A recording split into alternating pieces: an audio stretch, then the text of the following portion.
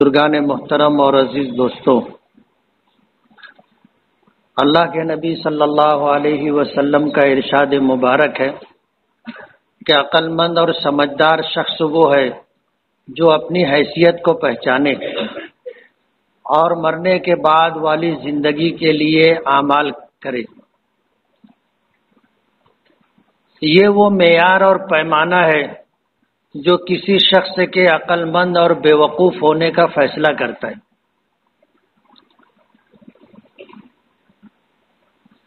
اس زمین پر جتنے انسان آئے، اللہ تعالیٰ نے سب سے زیادہ بصیرت، سب سے زیادہ عقل ہمارے آقا جناب رسول اللہ صلی اللہ علیہ وسلم کو عطا فرمائی۔ علم و عمل کے اعتبار سے آپ کی برابری نہیں کی جا سکتی۔ آپ نے فرمایا اوتی تو علم الاولین والآخرین، کہ اللہ تعالیٰ نے مجھے اولین و آخرین کے علوم عطا فرمائے۔ اولین سے مراد آپ سے پہلے جو لوگ گزر چکے، اور آخرین سے وہ لوگ مراد ہیں جو آپ کے بعد قیامت تک آئیں گے۔ آج وہ سارے لوگ جو دانشور کہلاتے ہیں، جنہیں جینیس سمجھا جاتا ہے اور جنہیں سائنسداں کہا جاتا ہے، جو نئی نئی چیزوں کی ایجادات کرتے ہیں، وہ یہ ساری سوجھ بوجھ قرآن کریم کی آیات سے اور نبی کریم صلی اللہ علیہ وسلم کے ارشادات سے حاصل کرتے۔ یہ تو ہماری بے مائگی ہے اور ہم لوگوں کی بے توجہی اور کوتاہی ہے کہ ہم لوگ علمی میدان میں دنیا کی تمام اقوام سے زیادہ پیچھے۔ یہی وجہ ہے کہ ہمارے سماج، مسلم سماج اور معاشرے کے اندر لوگ چھوٹے موٹے کام اور معمولی پیشہ اختیار کرنے پر مجبور ہیں، پڑھا نہیں ہے، عصری تعلیم اور دینی تعلیم سے بے بہرا ہے۔ یہی وجہ ہے کہ جب ہمارے پاس علم نہیں ہے تو ہمیں یا تو مزدوری کرنی ہوگی، کوئی چھوٹا موٹا پیشہ اختیار کرنا ہوگا، اور اسی طرح ہماری زندگی گزرے گی۔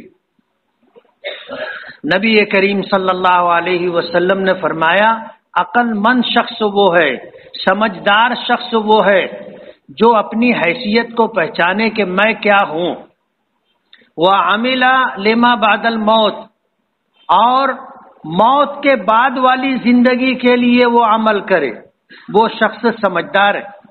اور جس شخص میں یہ بات نہیں ہو، آپ سمجھ سکتے ہیں کہ یہ آدمی سمجھدار نہیں ہے۔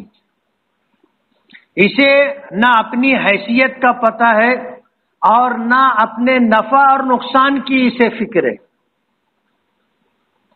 آج 1 سال مکمل ہو رہا ہے، 29 دسمبر کی تاریخ ہے، اور 2 دن 3 دن کے بعد نئے سال کا آغاز ہوگا۔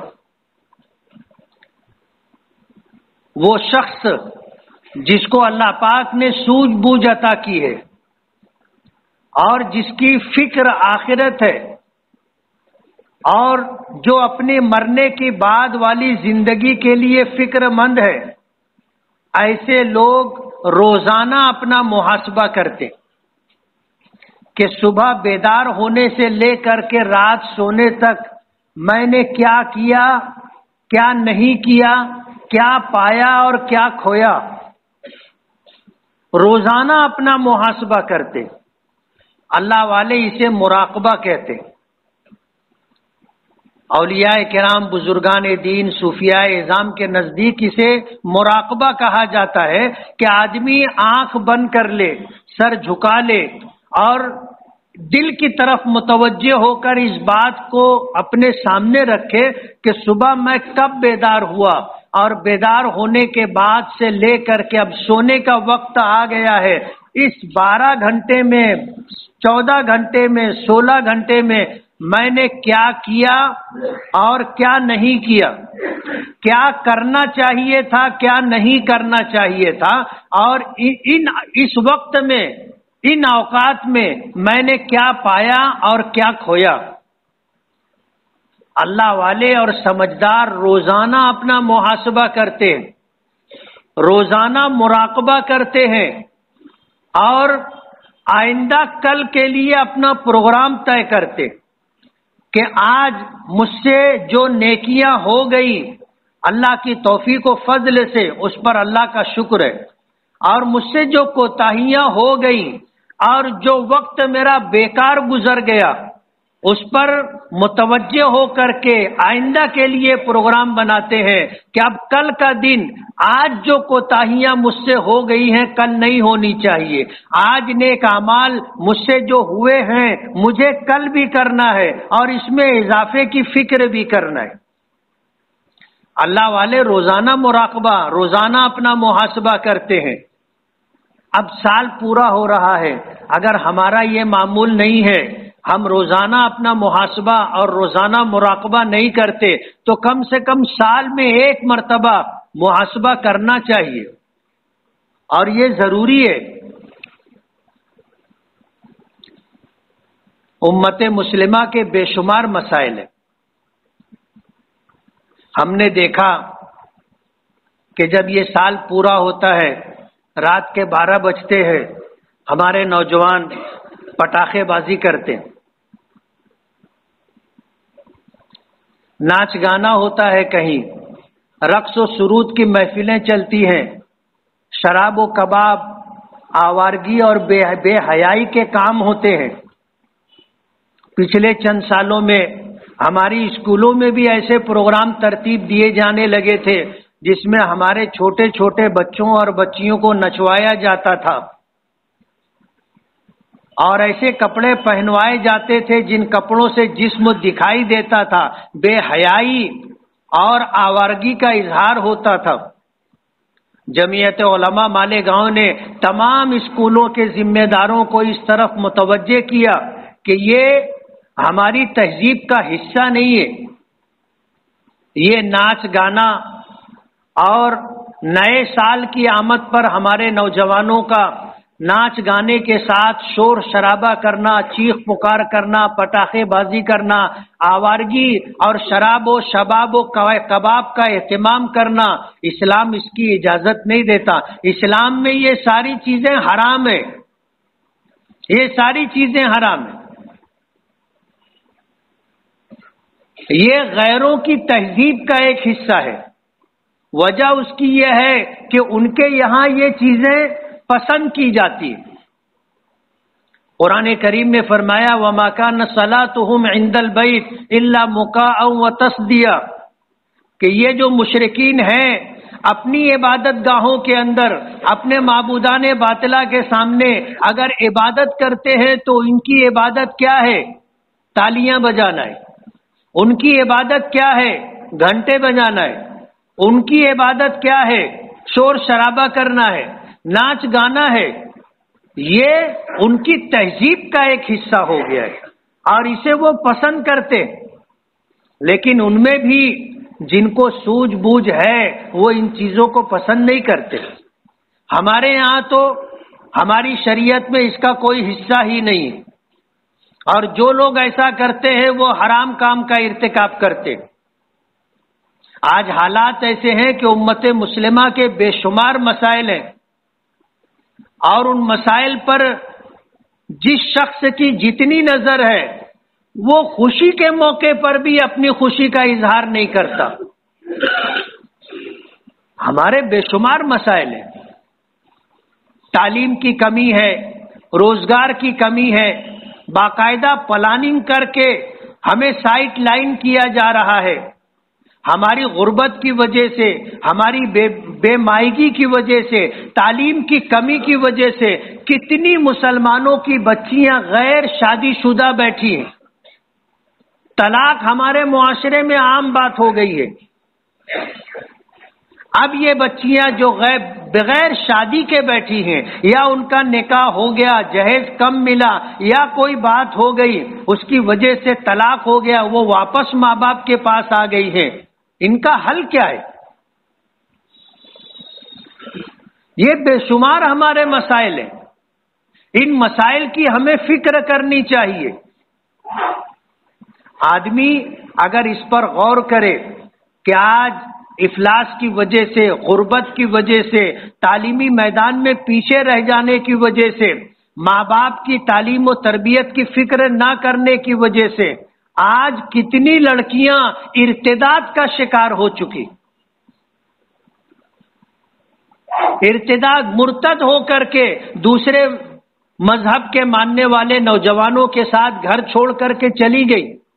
مذہب بھی چھوڑ دیا، گھر بھی چھوڑ دیا، اور اپنا سماج بھی انہوں نے چھوڑ دیا. ارتداد کے راستے پہ چلی گئی. ہمارے نوجوان بے روزگار ہیں، نوکری ملازمت کرنے پر مجبور ہیں، چھوٹا موٹا دھندا اور پیشہ اختیار کرنا مجبوری بن گیا ہے. آج اگر آدمی غور کرے ان مسائل پر تو خوشی کا اظہار بھی نہیں کر پاتا. کس بات پر ہم خوش ہوں گے؟ نیا سال آیا ہے، رات کے 12 بجے کے بعد لوگ پٹاخے بازی کرتے ہیں، اور ہمارے نوجوان کرتے.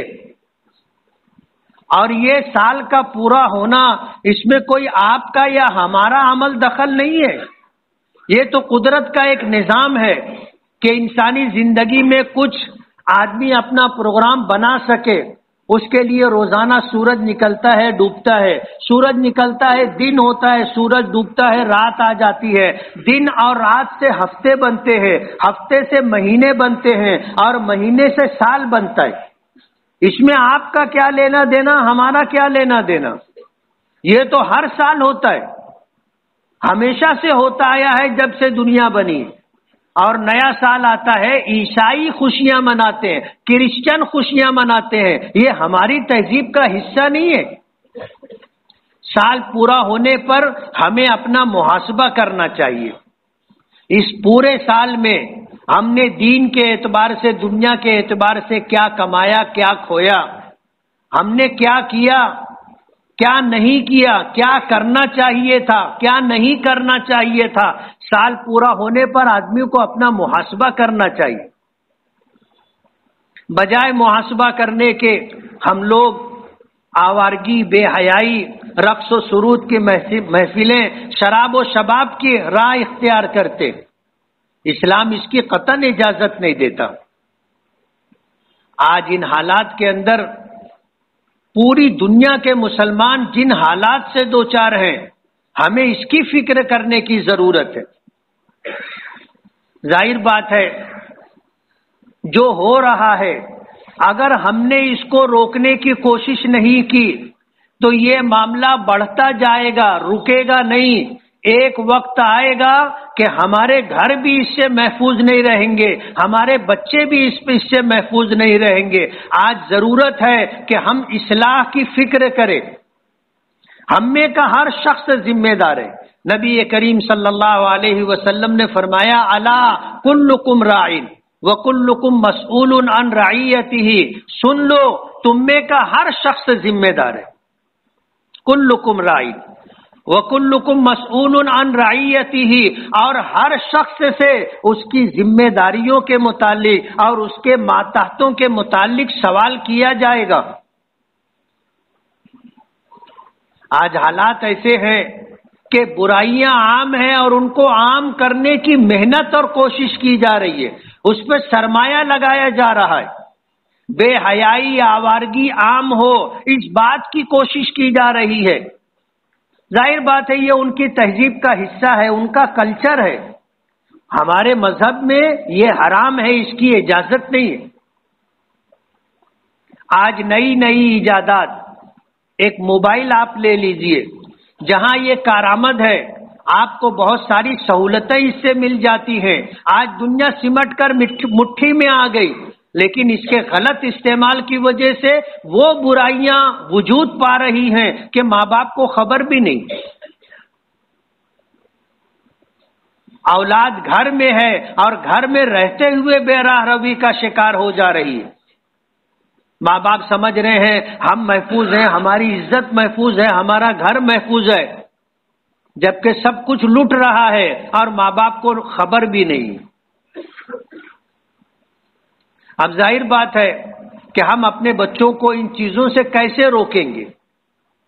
ایک وقت تھا، مدرسے تو جانے دیجئے، اسکولوں اور کالجز میں بھی موبائل لے کر کے آنا منع تھا۔ آج وہ طریقہ اختیار کیا گیا آن لائن تعلیم کا کہ اب ہر بچے بچی کے ہاتھ میں موبائل ضروری ہے، اور اسکول اور کالجز کے لوگ کہتے ہیں کہ تم اسمارٹ موبائل اپنے بچوں کو دلاؤ۔ پہلے سمجھتے تھے کہ اس سے نقصان ہے، اور اب وہی چیز جو نقصان پہنچانے والی ہے اس کو تعلیم کا ایک حصہ بنا دیا گیا کہ کوئی بھی اسکول میں اور کالج میں پڑھنے والا بچہ یا بچی محفوظ نہ رہے۔ اب اگر ہم اپنے بچوں کو غلط کاموں سے روکنا چاہیں تو اس کے لیے ضروری یہ ہے کہ ہم بچپن میں اس کی تعلیم و تربیت کی فکر کریں، اسے خود اس بات کا احساس ہو کہ مجھے کیا کام کرنا چاہیے، کیا نہیں کرنا چاہیے۔ ہمیں پتہ نہیں ہم کیسے اسے روکیں گے، لیکن اگر ہم نے بچپن میں اس کی تعلیم و تربیت کر دی، اسے اچھے اور برے کی تمیز سکھلا دی، اور اس کے دل و دماغ میں یہ بات ہم نے بٹھا دی کہ یہ زندگی، یہی زندگی بس نہیں ہے، اس کے بعد کی زندگی اصل ہے۔ ایک ایمان والا، ایک مسلمان ایسا ہونا چاہیے کہ اس دنیا میں بھی وہ کامیاب رہے اور مرنے کے بعد کی زندگی میں بھی کامیاب رہے۔ یہ بات اگر ہم اپنے بچوں کے دل و دماغ میں بچپن سے بٹھا دیں اور اسے بچپن سے اس بات کا احساس ہو جائے کہ مجھے مرنا ہے اور مرنے کے بعد مجھے جو زندگی ملے گی وہ ہمیشہ ہمیشہ کی زندگی ملے گی، اور وہ زندگی اگر کامیاب اور کامران رہی تو آدمی کے لیے نصیبے کی بات ہے، اور خدا نہ خواستہ مرنے کی بعد کی زندگی اگر ہمارے لیے عذاب، مصیبت کی زندگی، ناکامی و خسران کی زندگی رہی تو اس سے بڑی تباہی اور اس سے بڑا نقصان کوئی دوسرا نہیں ہو سکتا۔ آج ضرورت اس بات کی ہے کہ ہم اپنے بچوں کی تعلیم و تربیت کی فکر کریں، بچپن سے ہی ان کو اس بات کا احساس ہونا چاہیے کہ میرے لیے کیا چیز بہتر ہے، میرے لیے کیا اچھا ہے اور کیا برا ہے۔ ظاہر بات ہے تنہائی قبر میں تو آدمی کو ملنی ہی ملنی ہے، لیکن اس دنیا میں بھی بسا اوقات آدمی کو تنہائی ملتی ہے، اور تنہائی میں اسے اس بات کا احساس ہونا چاہیے کہ میں کیا ہوں، میری حیثیت کیا ہے، اور مجھے کن راہوں سے گزرنا ہے۔ اگر اس بچے کو اس بات کی فکر ہوگی کہ میں اگر اکیلا بھی ہوں تو اپنے نفع اور نقصان کا میں خود ذمہ دار ہوں، میں اگر اکیلا ہوں، کوئی انسان مجھے نہیں دیکھ رہا ہے، تو مجھے پیدا کرنے والا میرا خالق اور میرا مالک مجھے دیکھ رہا ہے، میں بالکل اکیلا نہیں ہوں، اللہ میرے ساتھ ہے۔ وہ فرشتے جو نیکی اور بدی لکھنے کے لیے مقرر ہیں وہ میرے ساتھ ہے۔ کوئی انسان اگر نہیں دیکھ رہا ہے تو کیا ہوا، ماں باپ نہیں دیکھ رہے ہیں تو کیا ہوا، دوست و احباب ساتھ میں نہیں ہے تو کیا ہوا، دیکھنے والا تو مجھے دیکھ رہا ہے نا۔ کوئی سمجھے نہ سمجھے، خدا تو سب کچھ سمجھتا ہے، کوئی دیکھے نہ دیکھے، اللہ تو سب کچھ دیکھتا ہے۔ یہ بات تعلیم و تربیت کے ذریعے سے اپنے بچوں کے، بچیوں کے دل و دماغ میں بٹھانا ماں باپ کی ذمہ داری ہے۔ نیا سال آیا ہے، بجائے محاسبہ کرنے کے آدمی وہ کام کرتا ہے جس سے اللہ کی ناراضگی مول لیتا ہے۔ پٹاخے بازی، ایسا تو نہیں ہے کہ پٹاخہ پھوڑنے سے کوئی بہت سریلی آواز نکلتی ہو اور چند لمحوں کے لیے آدمی خوش ہو جائے، ایسا بھی نہیں ہے۔ ایک ایسا شور ہوتا ہے کہ بیمار چونک جاتا ہے، اچھا بھلا آدمی چونک جاتا ہے، جانور بدک کر کے بھاگنے لگ جاتے۔ کیا ملتا ہے؟ پیسے کو آگ لگا رہے ہیں، اور نئے سال کا موقع آتا ہے، سیٹیاں بجاتے ہیں، تالیاں بجاتے ہیں، شور شرابہ کرتے ہیں، شراب پی جاتی ہے، ناچ گانے کا ارتکاب کیا جاتا ہے، رقص و سرود کی محفلیں سجائی جاتی ہیں۔ ہونا یہ چاہیے تھا کہ یہ جو سال گزرا ہے یہ سال ہمارے لیے کیسا رہا، بجائے خوشی منانے کے آدمی کو اس پر غور کرنا چاہیے کہ گزرے ہوئے سال میں ہم نے کیا پایا اور کیا کھویا۔ وہ کسی شاعر نے کہا ہے نا کہ غافل تجھے گھڑیال یہ دیتا ہے منادی، غافل تجھے گھڑیال یہ دیتا ہے منادی، گردوں نے گھڑی عمر کی ایک اور گھٹا دی۔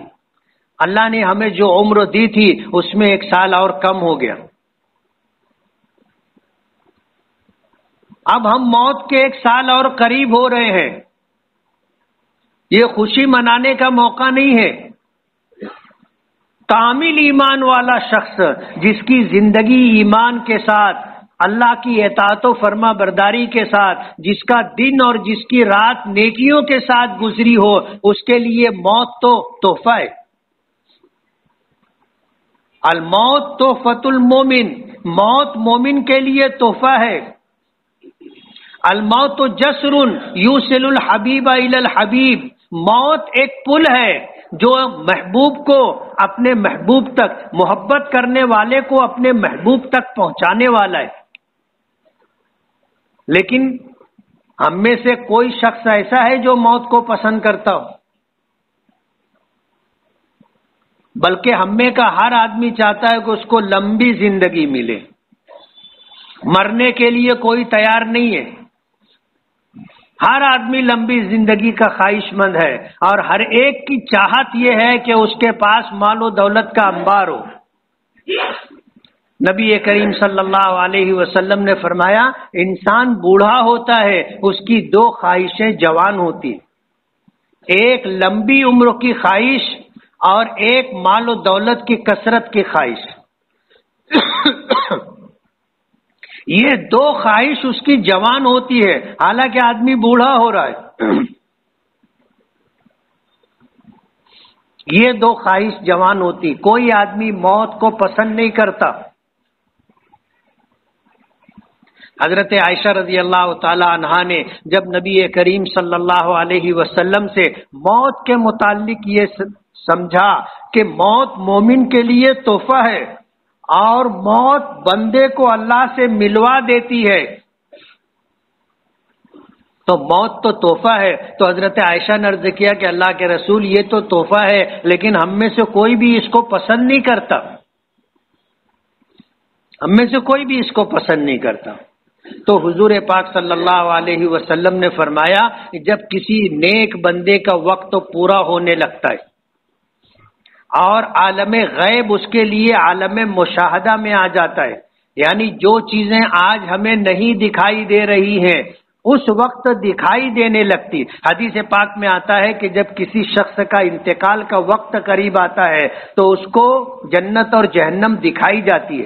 نیک بندہ ہوتا ہے اس کو پہلے جہنم دکھاتی، جس کو دیکھ کے اس کی حالت بگڑ جاتی ہے، اور اس کے کہا جاتا ہے کہ دیکھ یہ تیرا ٹھکانہ تھا لیکن تو ایمان لایا، اسلامی احکام کے مطابق زندگی گزاری، ہر کام میں اللہ کی رضا اور ناراضگی کو پیش نظر رکھا، اب تیرا ٹھکانہ یہ ہے، اس کو جنت دکھاتے، تو ایسا سکون اس پر طاری ہوتا ہے،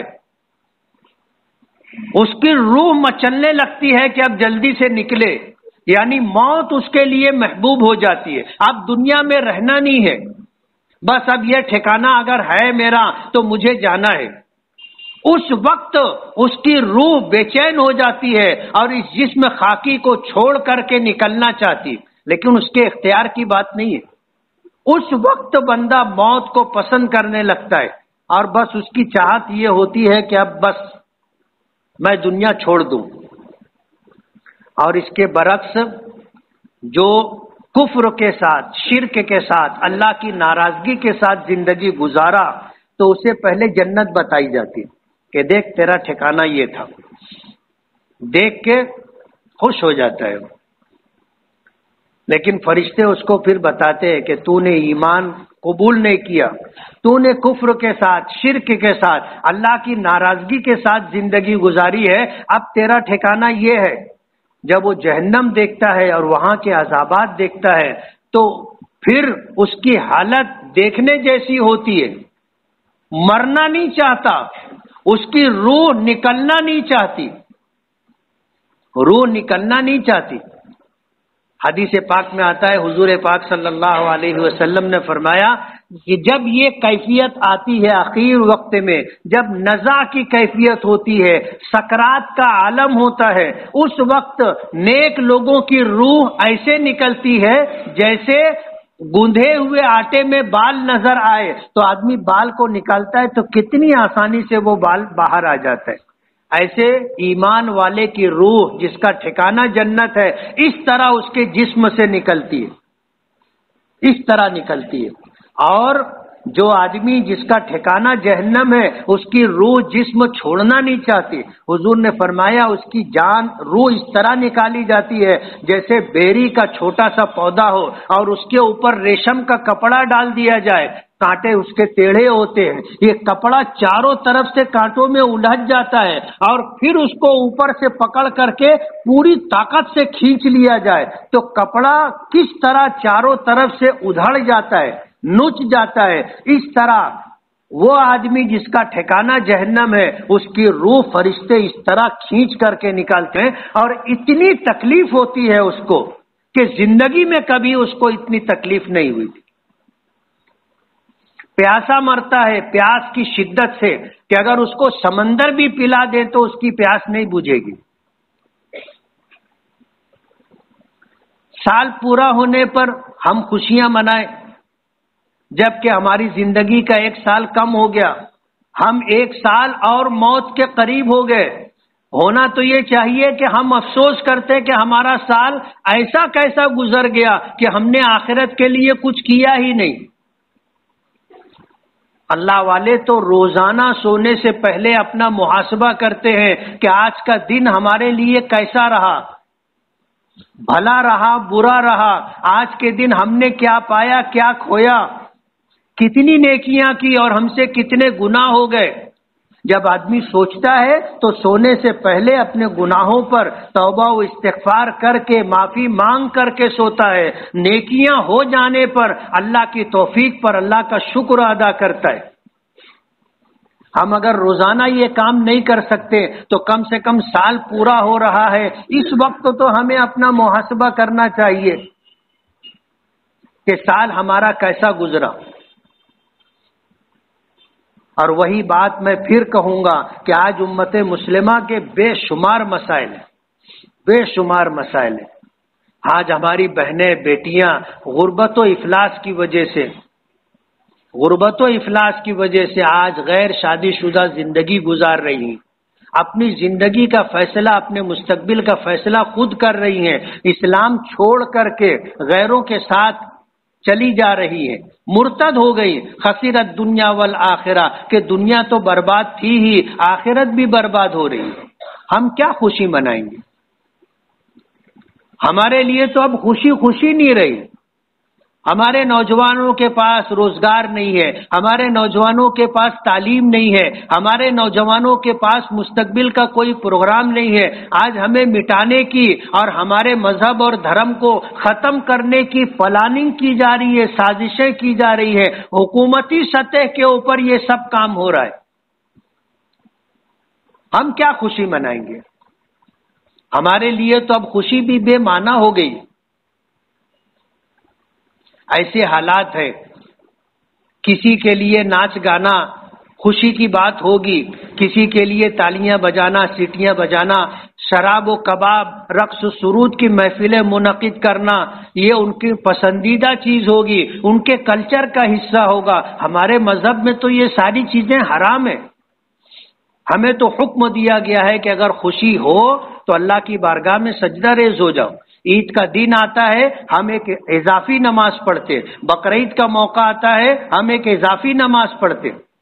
ہمارے لیے خوشی کا موقع ہو تو بھی اسی بات کا حکم ہے، غمی کا موقع ہو تو بھی ہے کہ یا ایھا الذین آمنوا استعینوا بالصبر والصلاۃ، اے ایمان والو اللہ کی مدد حاصل کرو صبر اور نماز کے ذریعے سے.